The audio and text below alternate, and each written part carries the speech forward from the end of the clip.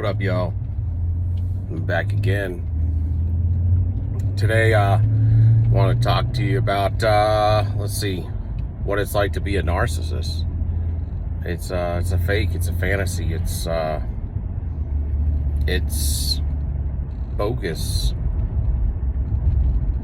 It's the wolf in sheep's clothing, okay? And, you can really, can you be in a relationship with a narcissist, and can you have a happy relationship at all? And you can look up anywhere on Google, Rumble, YouTube, Facebook, anywhere, Instagram, TikTok, they're all gonna tell you no. You can ask a psychotherapist, you can ask a psychologist, a true one, not the fake ones, not the narcs that are impersonating therapists and psychologists and psychotherapists, because they can get their degree too. And I want to speak on that in a minute. But can you know? It's a fact. This is the biggest fact that ever has been factual. Really. Because you can't find a happy relationship with a narcissist, not anywhere. And there's no fix for them. And so at some point you got to lay the bag down, you got to accept the fact that, it's over.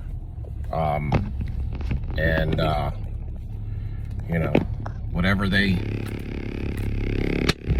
did for you, it wasn't good. It wasn't for them. It wasn't for you. It was for them. And they are your nemesis. Okay, and I wanted to get at that. The narcissist, the nemesis to the empath, and what comes with that is a whole lot of grief, because there's similarities to some degree, or you're not similar in the fact that you are the wheat and they are the tares. You are cut from a different cloth completely. I'm not suggestive of that, but you did grow up in the same family as they did. You did grow up with a brother, a sister, a sibling, or both, a mother, a father, a grandparent, somebody that caused these people to come back into your life. And so these are where I come up with these similarities, but you're from a whole different sides of the spectrum. And that's why when like say a super empath or meets a narcissist, or an empath meets a narcissist, unaware, unawoke, that they will maybe be close for a minute, but then it won't take long, especially for like a woke empath. It won't take long. You'll be on the other side of the spectrum real quick, to where with the unawoke empath, they will stick it out for sometimes years, and fight to try to be with them.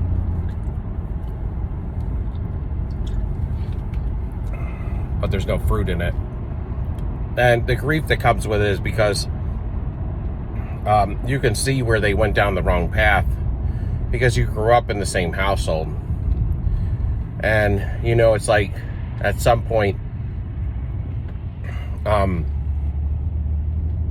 we are innately just a better individual to them. And it's not to say anything that one's better than the other. In a lot of ways that wouldn't be necessarily the case. But in this case, we're just better because we chose the better path, and that's it. And they went down the road of wanting to be like the abuser, that we grew up with. They decided that road was better, that road was best, and that they weren't too concerned about spirituality. They weren't too concerned about not at least at that point. They were deceived at that point. At least, I believe the empath's always been concerned about spirituality as far as where they're going when they die. And that's That's where our fruit comes from. Our fruit comes from the fact that if we do good, we'll get good, you know? I mean, in return, and good is the righteous thing. Good is what we should seek. In fact, evil is a virus. It should be looked at in this world, but it's not. You know, evil a lot of times is looked at as goodness, you know, in a weird way. And love and goodness is looked at as weakness, you know, but don't get it twisted, because love is the greatest strength in this whole world, in this whole galaxy, in this whole in everything, even in the galaxies to come and the galaxies that exist out there. There's no greater attribute than love. And, you know, take it how you want it, but what happened was the narcissist wanted the power to control, and so the empath said, you know, when I get older and when I get in my own family, I'm not going to live like this family I grew up in. I'm not going to live in it as an enabler. I'm not going to live like this. I don't want this, and I rebuke this, and I refuse this. Okay. And the narcissist went down the road of, I want to be like the abuser, or I'm going to be like the abuser, or that's what they became. And that I want all the power and all the control that I can get out of everybody in my family. When I have a family, the empath's like, when I have a family, I'm going to love them truly. And the narcissist is like, when I have a family, I'm going to control them truly. The best that I can, all the way down to the essence. If I can, I will. And that's where they went wrong. And the grief that comes with it is just like superhero movies, you know. My favorite superhero movie is Unbreakable. You know, it had Bruce Willis in it, and Samuel L. Jackson. He was Glass Man. And, you know, they had some similarities, or they had some things that brought them together, you know. There was, if it wasn't for the enemy or the nemesis, then it wouldn't have brought up the nemesis is kind of what creates the superhero, you know. And that's how it was in Unbreakable. And I suggest that y'all should watch that, because Unbreakable is, in some ways, in some terms, it is the unawoke empath waking up in the midst of the narcissist. And I really suggest it. I've suggested it when I used to watch other people on other channels. I suggested it to other content creators, and, you know, they said they'd watch it and they never did. You know, and that's fine, but I'm suggesting it as y'all being on my channel to watch Unbreakable and picture yourself as the Bruce Willis and as the narcissist, as Glass Man in that movie. Because my point is that without that nemesis, without that evildoer, it would have never raised up you, the superhero. You know, this is the thing, you know, evil will succeed all throughout this world. But there are superheroes, and superheroes are not, you know, people that can move large objects. You know, they're people that contend with the evil, go against the evil to defeat it with the help of God. You know, that's a true superhero.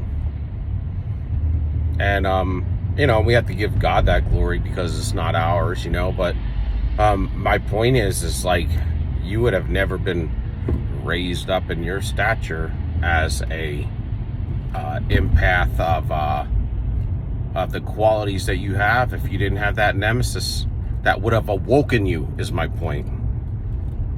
Now you're awoke. You're only awoke because you had to deal with so many nemesises, or that last one you were with that tried to destroy you, that was out to destroy you.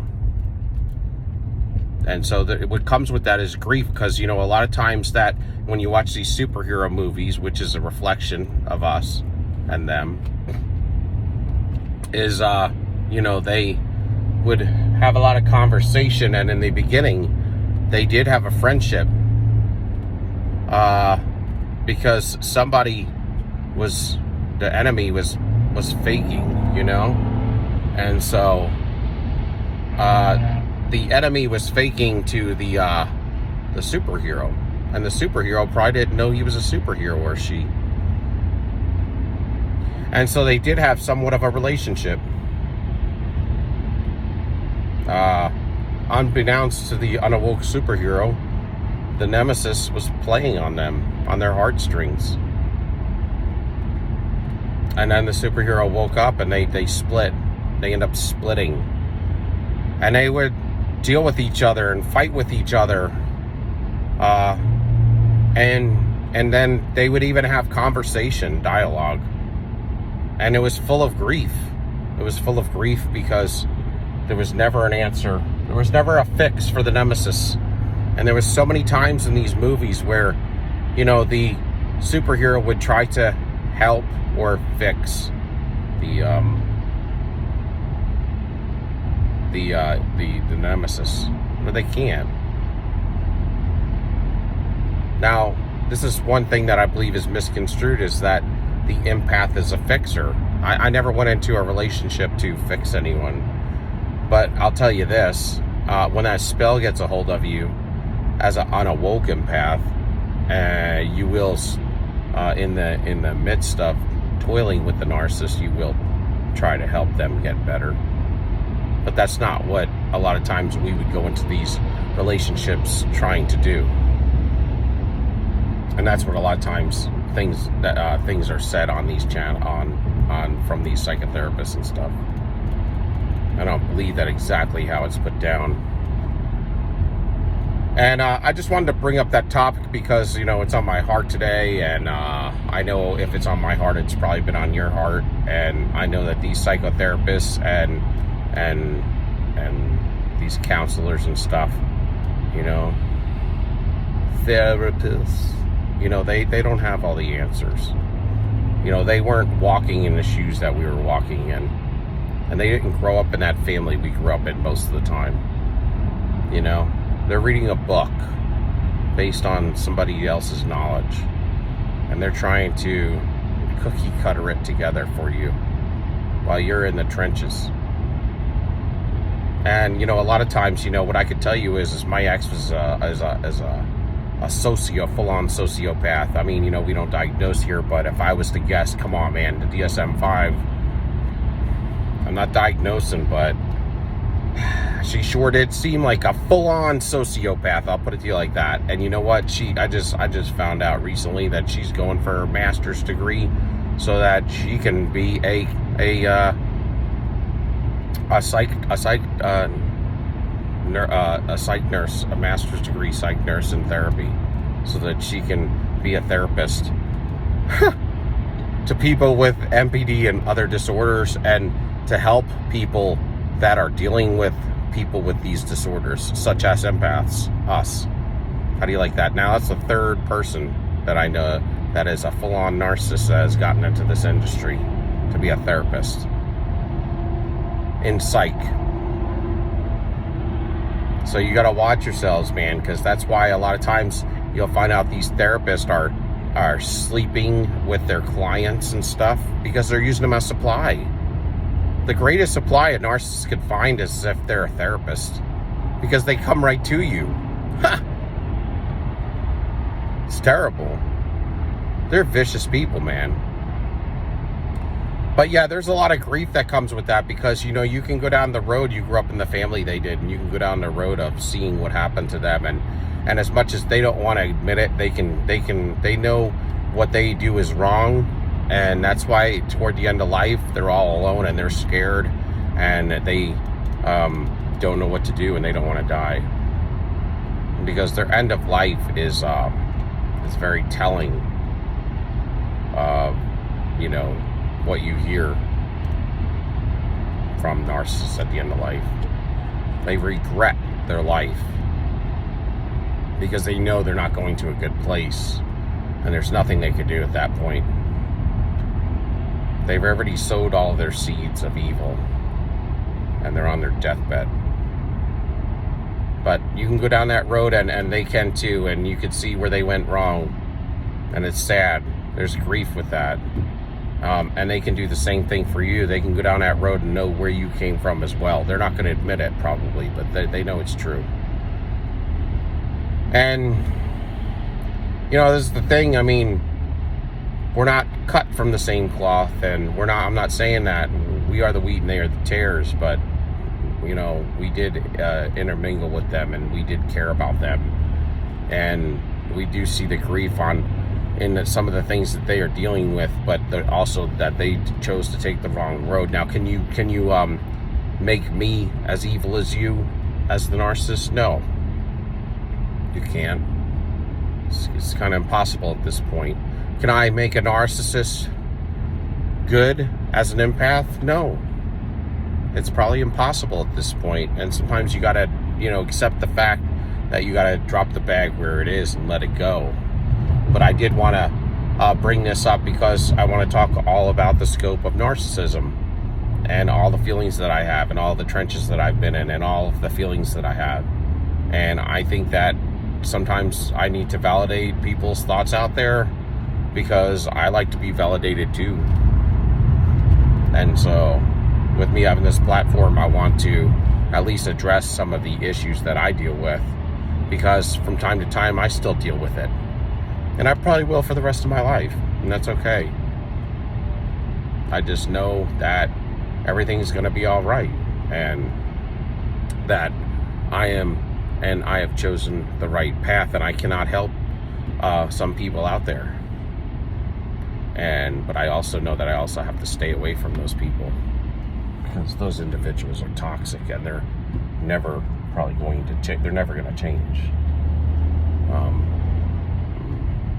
I do have hope for very small percentage of a few of them that, you know, probably can change. I think there is a window for them, a small one.